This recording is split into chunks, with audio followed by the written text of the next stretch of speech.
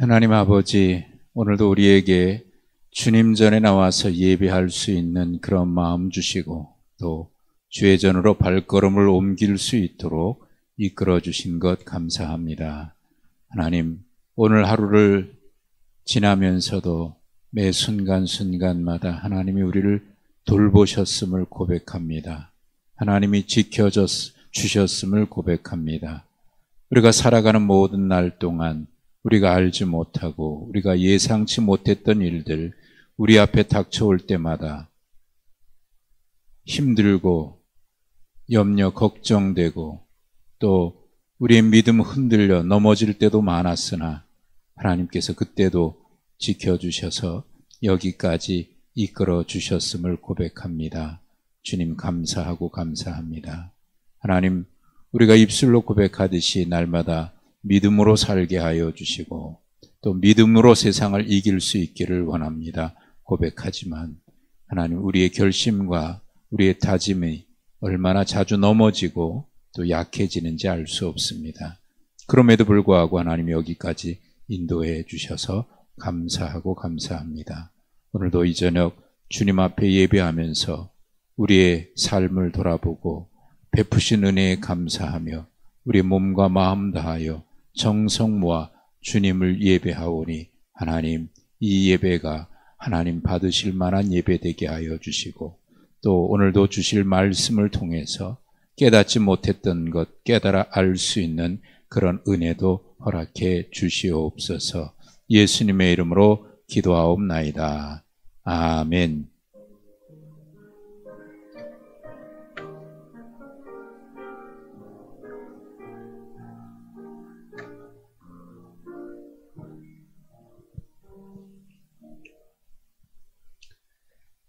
사무엘하 8장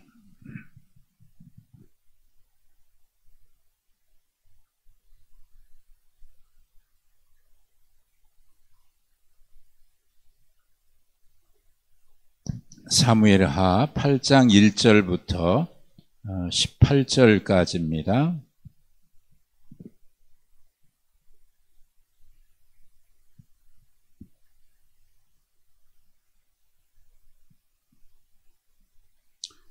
한 절씩 교독하시겠습니다.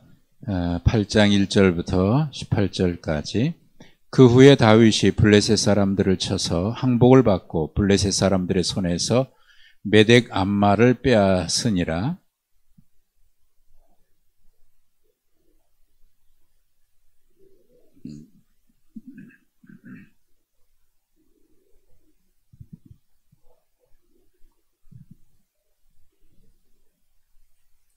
르홉의 아들 소바왕 하닷 에셀이 자기 권세를 회복하려고 유브라데 강으로 갈 때에 다윗이 그를 쳐서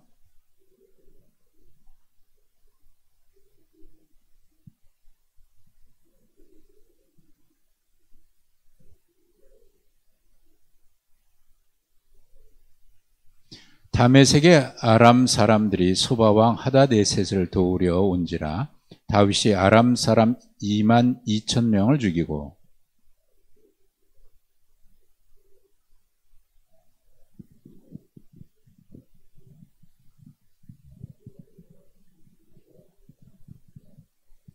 다윗이 하닷 에셀의 신복들이 가진 금 방패를 빼앗아 예루살렘으로 가져오고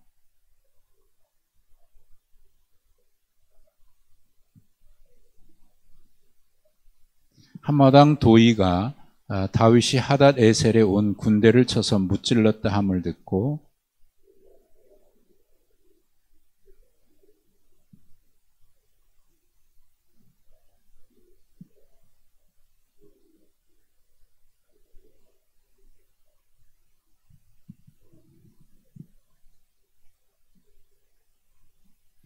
다윗 왕이 그것도 여호와께 드리되 그가 정복한 모든 나라에서 얻은 은금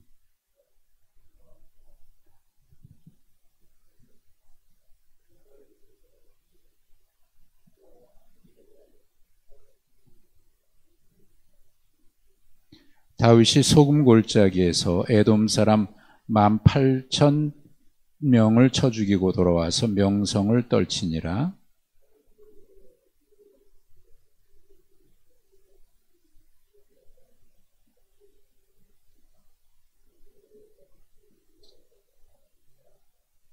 다윗이 온 이스라엘을 다스려 다윗의 모든 백성에게 정의와 공의를 행할세.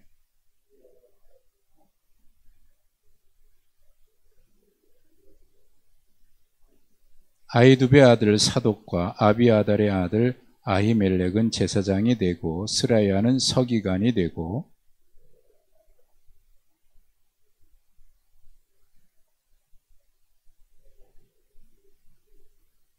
아멘.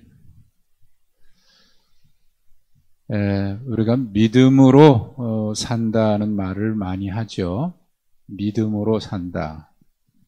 그런데 여러분, 믿음으로 산다라는 말을 할 때 그 의미를 혹시 세상 사람들이나 또는 우리가 스스로로 말할 때에 믿음으로 산다라고 하는 이 말이 그저 보장된 길을 가는 것이다. 혹은 모든 문제 해답을 우리가 다 알고 가는 것이다. 이렇게 이해하는 분들이 간혹 있을 수 있어요. 믿음으로 산다는 것이 모든 문제 해답을 알고 가는 것은 아니지 않습니까? 이해할 수 없는 일들이 얼마나 우리 인생에 많이 일어납니까? 믿는 사람에게도 믿지 않는 사람에게도 이해할 수 없는 일들이 많고 또 받아들이기 어려운 일들도 많이 일어나요. 그걸 또 해석하려고 그래도 해석이 되지 않는 일들도 많습니다. 우리는 모든 문제 해답을 알고 가는 것은 아니에요. 알기 때문에 가는 것도 아니고 아브라함이 걸어간 길이 그랬습니다. 아브라함이 갈대아 우르를 떠나서 가나안 땅으로 갈 때는 사실 그 땅이 어떤 땅이고 어떤 일이 일어날지도 하나님께서 어떤 것을 허락할지도 전혀 모르는 채 간 겁니다. 막막한 상태에서 떠난 거예요. 그래서 성경은 갈 바를 알지 못하고 갔다라고 표현했거든요. 그 말의 의미가 우리의 삶의 인생의 여정하고 같은 거예요. 갈 바를 몰라요, 사실. 어떤 일이 일어날지, 무슨 일이 생길지, 어떻게 될지, 가면 어떤 보장이 있을지 우리는 사실 몰라요. 말씀을 따라간다고 하더라도 말씀을 따라가면 어떤 일이 보장되어 있다라고 우리가 확신하기는 어려워요. 다만 우리가 믿음으로 간다고 하는 것은 말씀을 따라간다고 하는 것은 어떤 결과에 대한 보장이나 그거가 어떤 일이 벌어질지 그걸 알고 간다는 얘기가 아니라 모르고 이해할 수 없고 이해하기도 어려울지라도 하나님 그분을 바라보고 간다는 의미거든요. 하나님 그분 한 분만을 바라보고 가는 거예요. 인생에서 이해할 수 없는 일 참 많아요. 얼마 전에 은퇴하신 지구촌 교회 은퇴하신 이동원 목사님 여러분 잘 아시죠? 그분의 아들이 40대에 얼마 전에 세상을 떠났대요. 미국에서. 근데 그 일을 겪고 나서 이동원 목사님이 거기 쓴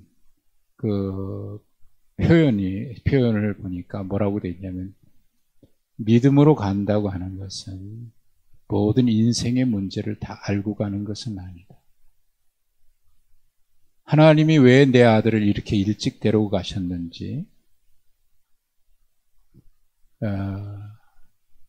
참 총명하고 뛰어난 그런 실력을 가지고 있고 왜 이렇게 이른 나이에 데리고 가셨는지 왜 그를 데리고 가셔야만 했는지 나는 모른다.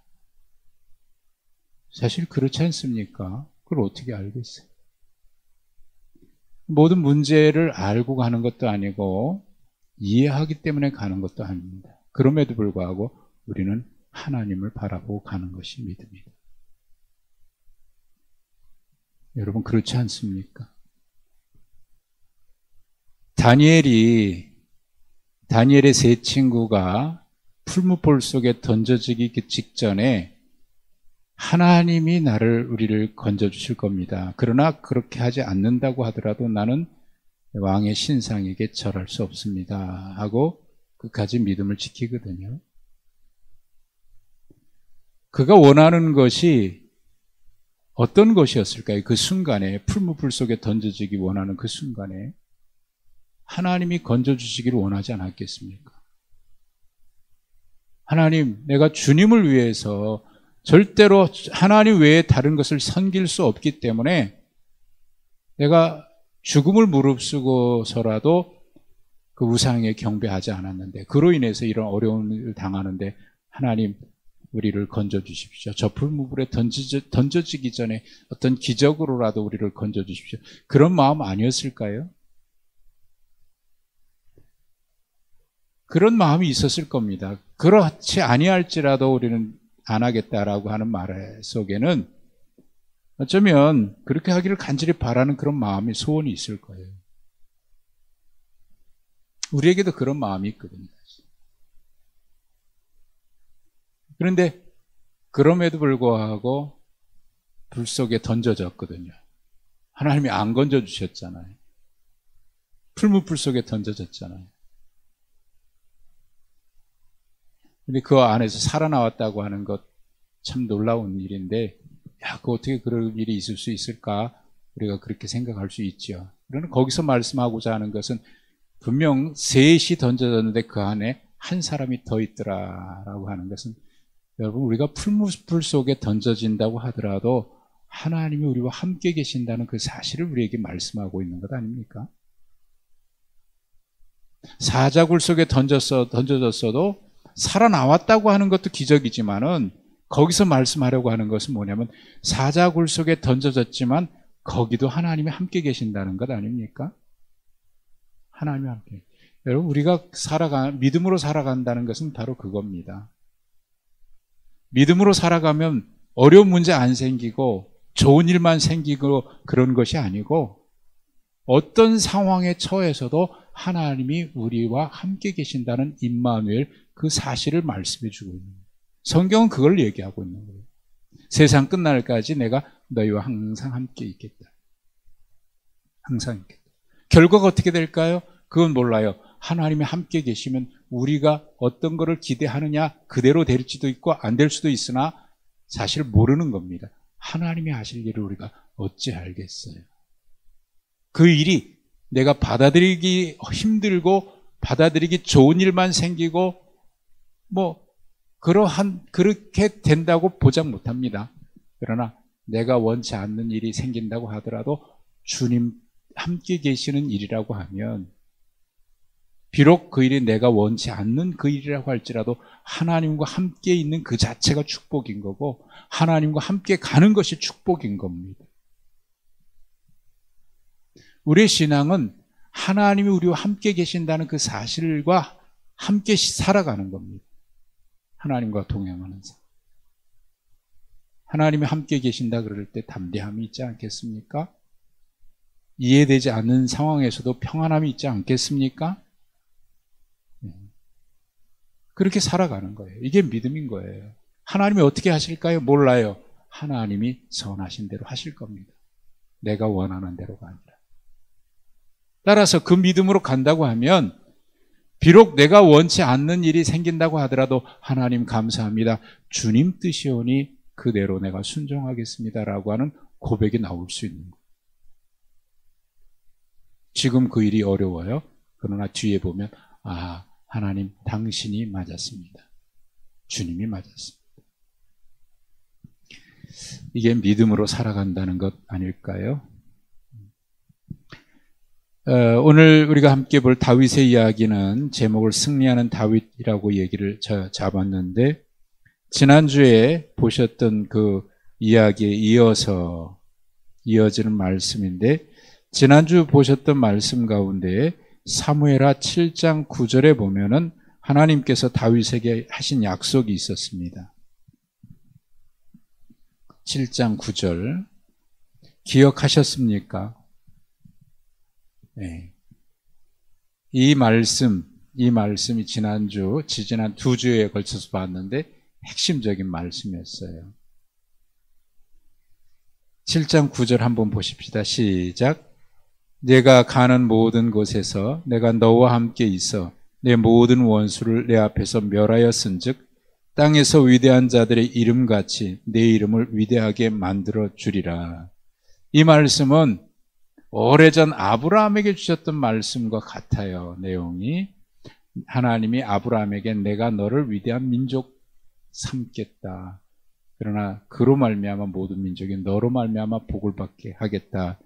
그 약속을 주셨는데 그 약속이 어떻게 이루어지는지 오늘 그 내용이 8장 전체에 기록되어 있습니다. 오늘 본문은 하나님의 약속을 하나님이 성실하게 지켜주셨다라고 하는 것에 대한 고백이에요. 그러니까 이 8장은 사실 시간적으로 7장 이후에 전체 일어났던 사건이라고 보기는 어려워요. 그 이전에 있었던 사건일 수도 있고 시간이 조금 더 뒤에 일어난 사건일 수도 있는데 하나님이 다윗에게 약속하신 그 약속이 어떻게 성실하게 하나님이 지켜가셨느냐 한 거를 여기 8장에다가 기록해 두었어요. 그래서 1절에 보면 그 후, 우리 성경 그 후죠. 제가 이후라고 표현했는데 그 후에라고 하는 이 말씀은 바로 앞 사건에 이어진 사건이기도 하지만 좀 더 앞으로 가면 사무엘하 5장에 다윗이 블레셋이 쳐들어왔을 때 두 번에 걸쳐서 승리했던 그 전쟁과 사건적으로 보면 이어지고요. 시간적으로도 이어지고 그 앞에 지금 7장에 있는 말씀의 성취라고 하는 의미에서 약속의 성취라고 하는 의미에서 그것과도 이어지는 그런 이야기라고 볼 수 있어요. 그러니까 사실 지금까지는요, 블레셋은 이스라엘에게 있어서 매우 가시와 같은 존재예요. 기회만 있으면 이스라엘을 괴롭혔잖아요. 그리고 이스라엘 백성들이 약속의 땅에 들어와서 하나님이 허락하신 약속의 땅, 그 가나안 땅을 점령하는데 완전한 점령이 안 됐어요. 그 완전하게 점령하지 못했던 이유 중에 하나가 뭐냐면 블레셋 족속 때문에. 사실 블레셋이 지금 거주하고 있는 그 땅은요, 단지파에게 허락된 땅이었어요.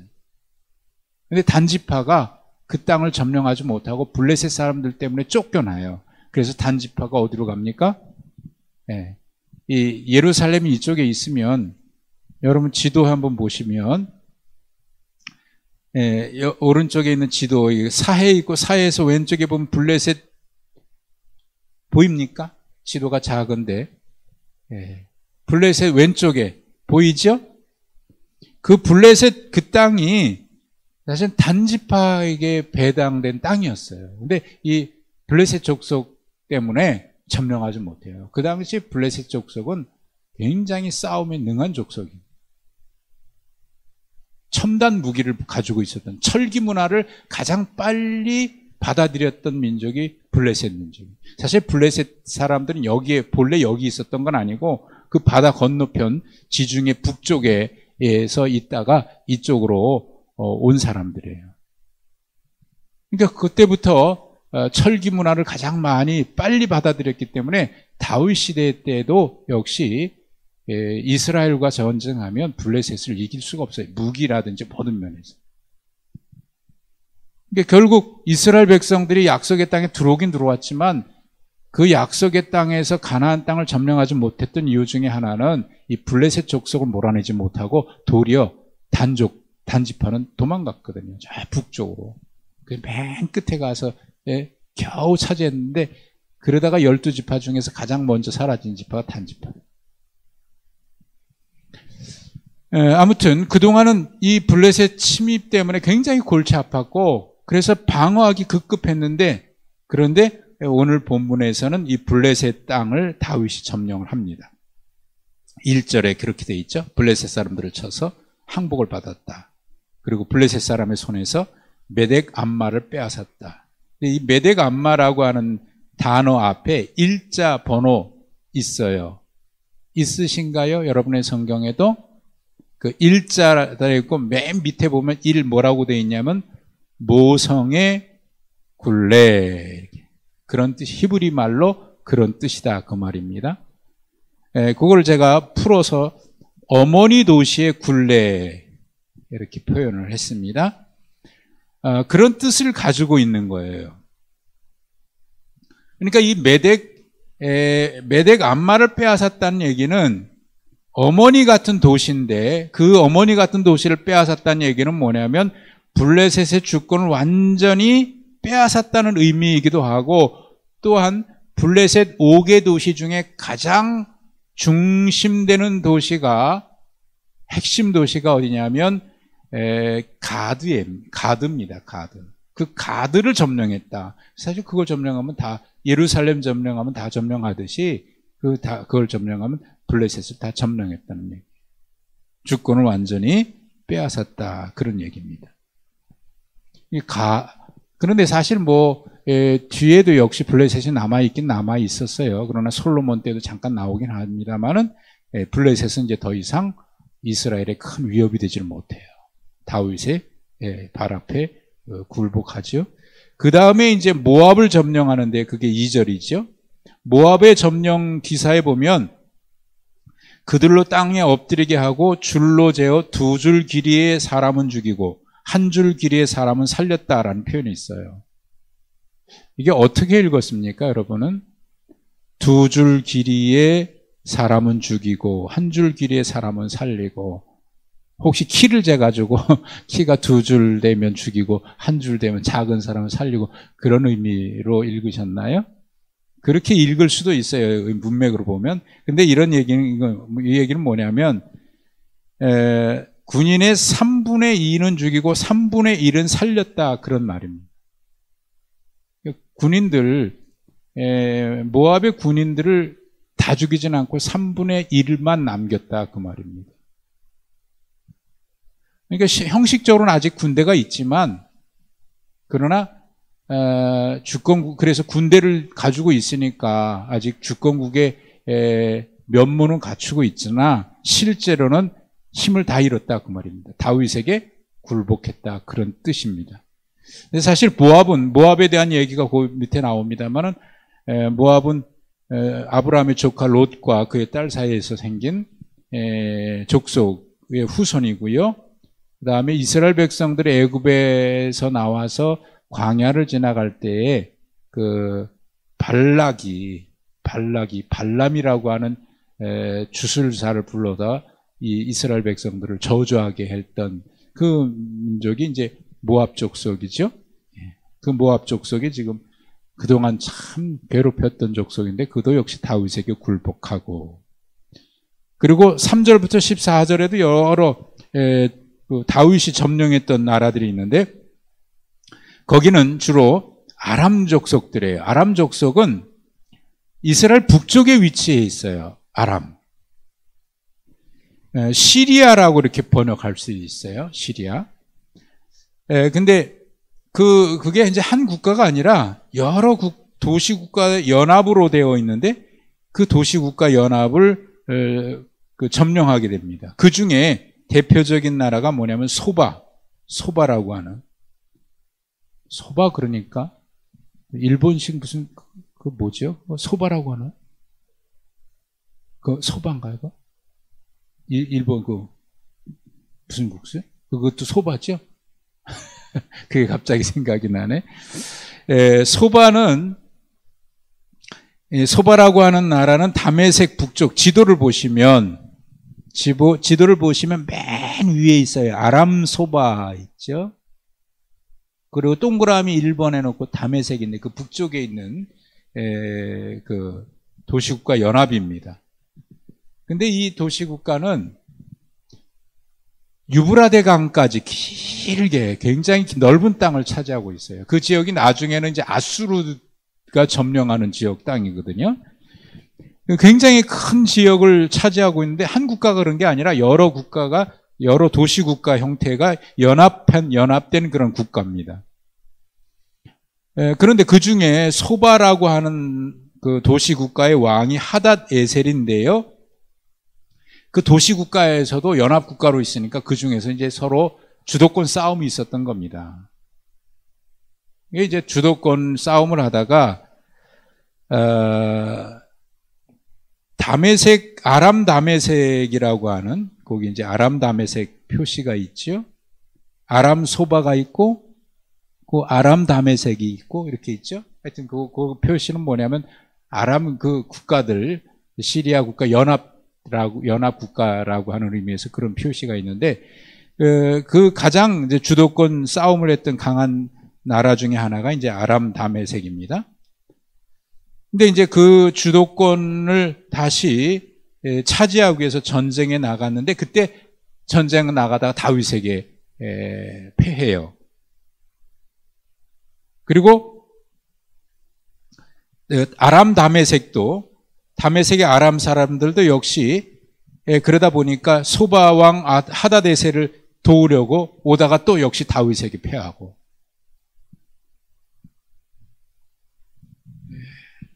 그게 이제 아람 국가들이 이제 멸망하는 겁니다.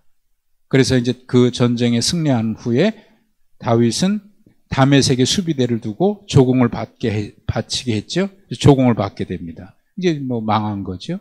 다윗의 통치를 받는 거죠. 그리고 또 하나가 아람 도시 국가 중에 하나가 하맛 왕 도이, 그게 이제 9절 이하에 나오죠. 도이라고 하는 하맛 왕이, 이것도 역시 아람 도시 국가 중에 하나인 겁니다.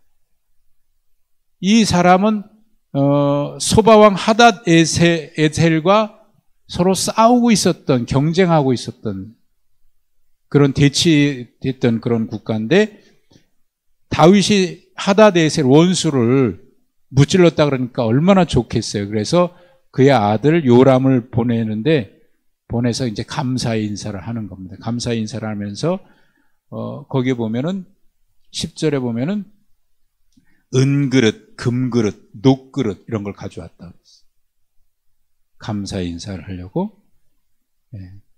그거와 그 외에 여러 나라에서 얻은 전리품들 많이 왔는데 11절에 보면 그것도 다 하나님께 드렸다. 모든 나라의 은금들 드렸다. 12절에 많은 것들, 이런 것들 다 하나님께 드렸다. 이렇게 드렸다고 표현되어 있죠. 그리고 13절 이하에 보면 소금 골짜기가 나와요. 소금 골짜기. 왜 소금 골짜기냐면 여기가 그 사해를 소금 바다라고 얘기하거든요. 사해 바다가 굉장히 소금 농도가 짙어요. 그래서 거기가 사람이 뭐 여러분 사진에서 보잖아요. 그 그림에서 보면은 거기 성지순례 같은 분들이 거기 이렇게 누워서 신문도 보고 말이죠. 책도 보고 이렇게 누워 있으면 둥둥 떠요. 그 신기하더라고요. 저 거기 가면 한 번씩 다 들어가거든요. 근데 조심해야 되는 게 뭐냐면 소금 농도가 워낙 짙다 보니까 눈에 들어가면 실명할 수 있어요. 그래서 거기 가면 절대로 물장난 하지 말라고 그래요. 그냥 가만히 있으면 둥둥 떠요. 헤엄칠 것도 없어요. 근데 장난하다가 눈에 물이 들어가가지고 막 따가워서 난리 나고 그런 사람들이 꼭 한 명씩 있다 그래요. 그래서 거기를 소금 바다라고 얘기하고 그 골짜기를 소금 골짜기라고 얘기하는 겁니다. 그래서 사해 밑에 여러분 그 지도에 보면 사해 쭉 고구마처럼 생긴 그 밑에 보면 소금 골짜기로 조그만 글씨 있죠? 예, 거기를 염곡, 어떤 성경은 염곡 한문으로 소금의 골짜기라는 뜻이죠. 예, 거기가 이제 소금 골짜기인데 거기서 에돔 족속과 싸워서 18,000명을 죽이고, 그리고 에돔 거기다가 수비대 두고 에돔 사람이 다윗의 종이 되고. 근데 이게 굉장히 중요한 이유 중에 하나는 이 에돔 골짜기, 그 소금 골짜기 밑으로 쭉 내려가면 아카바만이라고 하는 바다로 이어지는 길이 나와요. 그래서 이 여기를 점령했다는 얘기는 해상 무역을 할 수 있는 길이 열린, 그쪽으로 해서 아프리카 쪽으로 진출이 가능하거든요. 그래서 아프리카에서 금은 보석이라든지 향유라든지 하는 것들을 거기로 실어 날아서 육지로 무역을 하게 되는 매우 중요한 무역항, 그 길을 확보하는 겁니다. 그래서 여기는 아주 치열한 점령 싸움들이 계속 있었어요. 자, 그러고 보면 여러분 보세요. 이스라엘을 중심으로 북쪽에 아람 족속들, 거기는 옛날에 그 페니키아 상인들이 있어요. 페니키아 상인들이 육지의 향유를 바다로 지중해를 통해서 유럽으로 수출하고, 유럽에 있는 그 여러 가지 이들을 다시 날아오는 고기 항이고요.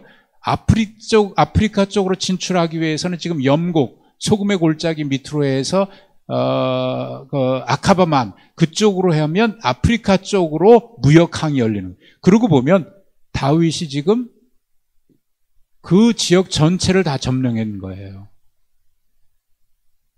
유브라데 강에서 지중해, 그리고 밑으로는 아카바반, 그리고 서쪽으로는 그 나일강, 이집트, 이제 애굽의 나일강까지 그 전체를 점령하는데, 사실 이거는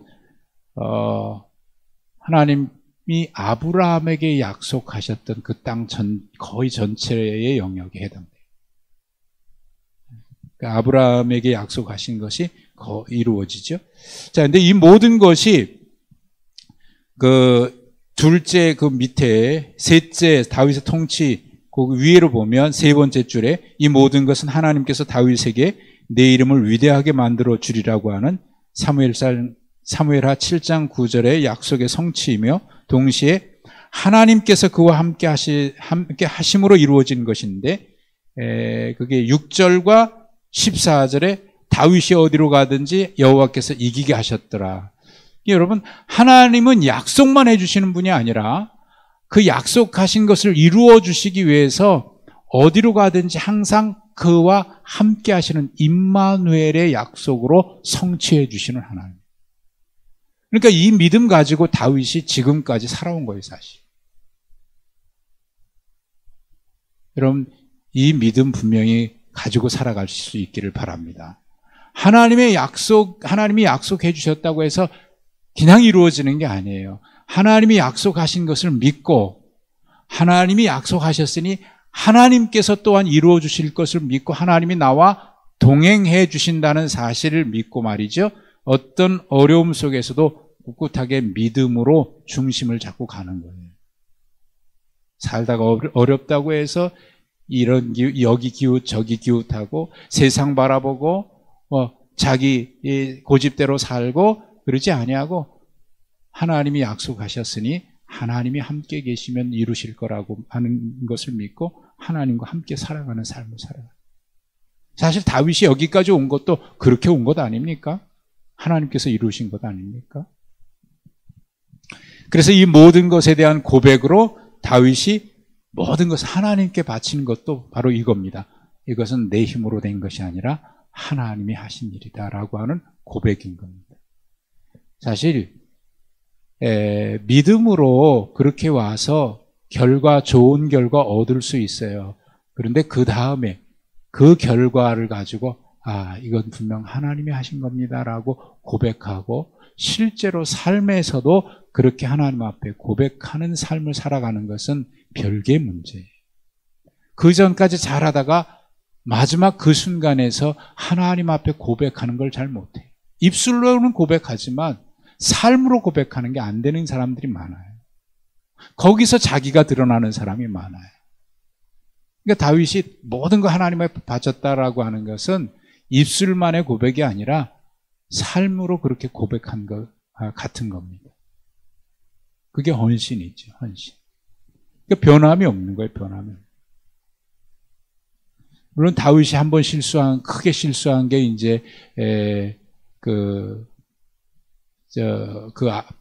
부하 우리아의 아내를 범한 그 큰 실수가 있었죠. 그게 이제 다윗에게 하나의 약점이긴 하지만은, 그러나 사람에게 있어서 약점 없는 사람이 없고 실수하지 않는 사람이 어디 있겠어요.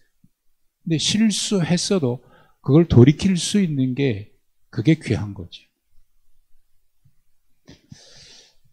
그리고 난 다음에 이제 15절부터 18절은 다윗의 그 가나안 지역을 통치하는 내용을 간단하게 기록을 했는데, 그 앞에는 점령한 내용이고 이제 간단하게 통치하는 내용을 기록했는데, 블레셋을 물리침으로 가나안 전체를 통치하게 되죠. 가나안 전체뿐만 아니라 아브라함에게 약속했던 모든 것을 다 점령한 거죠. 그리고 그 내용을 15절에 뭐라고 하냐면 온 이스라엘을 다스렸다 이렇게 되어 있습니다. 온 이스라엘을. 온 이스라엘이라고 하는 이 표현은 뭐냐면 이스라엘이 12지파가 있는데 다윗이 통일 왕국을 이루었긴 했지만 그래도 북이스라엘 10지파와 남유다를 중심으로 한 2지파 사이에는 항상 갈등이 있어요. 우리나라의 지역 감정처럼.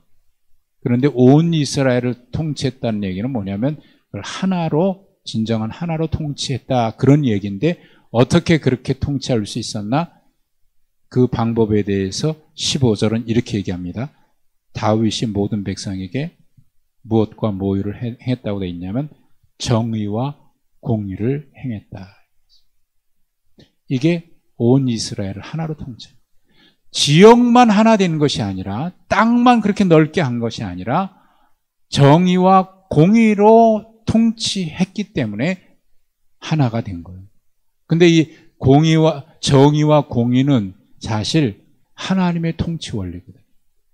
이게 다른 나라와 다른 겁니다. 다른 나라의 통치 원리는 힘입니다. 정치적인 이해관계입니다. 이 세상의 모든 나라가 다 그렇잖아요. 세상 국가는 그렇게 가요. 그러나 하나님의 나라는 공의와 정의입니다. 공의와 정의.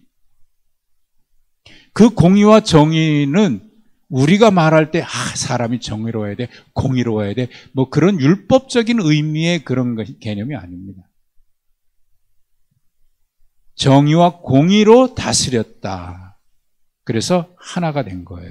그래서 거기 설명을 했는데 정의라고 하는 말의 단어는 올바른 재판을 얘기하고 공의는 그 정의와 사랑이 백성에 흘러가는 것을 말하는데 이렇게 용어 설명은 가능하지만 계속 그 다음에 뭐라고 제가 표현했냐면 하나님 나라의 통치 원리다. 하나님 나라의 통치. 주님, 우리가 살아갈 때도 그렇게 살아가면 틀림없습니다. 손해보는 것 같아도 하나님이 책임져 주십니다. 그걸 바라보고 가는 건 아니에요. 그죠? 가는 거예요. 그런데 하나님이 그걸 책임져 주시는 거지. 우리가 그걸 바라고 그렇게 향하는 건 아니에요. 이제 묵묵히 주님 따라가면 하나님이 해주시는 거지. 그러니까 우리는 뭘 바라보고 가는 거냐면 결과 때문에 가는 게 아니고 하나님이 이렇게 해주실 거기 때문에 가는 게 아니고 하나님 바라보고 가니까 하나님이 그렇게 해주시는 게 믿음인 거예요. 근데 반대로 하는 게 많아요. 그렇게 해주실 것을 믿고 간다 그래요. 그게 믿음이라 그래요. 그래서 믿습니다 그래요. 그건 자기 하나님의 믿음이라기보다는 자기가 바라는 거지. 우리는 그렇게 될 거라고 하는 결과를 믿기 때문에 가는 게 아니라 하나님만 믿고 가니까 하나님이 그렇게 해주시는 거예요. 그게 믿음인 거예요. 사실 그런 건 모르잖아요. 모르고 가는 거하고 똑같은 거예요.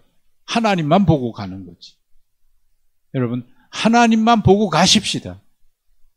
하나님만 보고 가면 되는 거예요. 그러면 되는 거예요. 결론, 하나님은 신실하십니다. 하나님은 다윗에게 많은 약속을 하셨고 또 성실하게 지키셨습니다. 그러므로 우리도 예수 그리스도를 온전히 믿고 따름으로 그리스도 안에서 주신 언약의 축복을 누릴 수 있어야 합니다. 믿음 안에, 언약 안에 주신 축복. 사실 우리가 믿음으로 간다고 하는 것은 바로 이 사실을 말합니다. 여러분, 믿음으로 살아가기를 축복합니다. 이렇게 될 거니까가 아니고 그건 몰라요. 이건 하나님이 하시는 일이에요. 우리가 해야 될 일은 아니에요. 우리가 해야 될 일이 있다면 그건 하나님 믿고 순종하고 인내하면서 가는 것뿐이에요. 그러면 가나의 혼인잔치에 하인들이 했던 것처럼 남들은 모르는데 우리는 알아요. 설명하라 그러면 설명 못해요. 그 하인들이 설명할 수 있었을까요? 설명이 안 되는 거예요. 여러분, 하나님이 하시는 일은 설명하기 어려운 게 너무 많습니다. 설명할 수 없어야 그게 사실인 거예요. 설명하려고 그러면 억지로 설명이 됩니까? 순종하면 아는 거예요. 이게 믿음의 신비입니다. 믿음의 신비. 우리에게 이런 거 약속됐으니까 얼마나 신나는 거 아닙니까? 여러분, 그렇게 믿음으로 이 어려운 때도 이기고 승리하시길 주님의 이름으로 축복합니다. 하나님 감사합니다. 오늘 우리에게 이런 놀라운 은혜의 길을 걸어갈 수 있도록 우리를 불러주셔서 감사합니다. 우리 앞에 보이지 않는 것이 많고 또 이해할 수 없는 일들이 많이 있습니다. 그러나 분명하게 우리가 봐야 될 것, 그리고 분명하게 보이는 것은 하나님 한 분이심을 우리가 믿습니다. 주님만 바라보고 이 길 기쁨과 찬송으로 걸어가게 하여 주시옵소서. 혹이나 힘들고 어려워도 뒤로 물러가거나 좌우로나 우로나 치우침이 없이 위에서 부르신 부름의 상을 향해서 우리를 부르신 부르심에 합당하게 행하면서 살아가는 주의 종들 되게 하여 주시옵시고, 그 길 끝에 우리가 알 수 없는 하나님의 놀라우신 섭리가 있음을 믿기에 오늘도 묵묵히 이 믿음의 여정의 길 주님과 함께 걷게 하여 주옵소서. 예수님의 이름으로 기도하옵나이다. 아멘.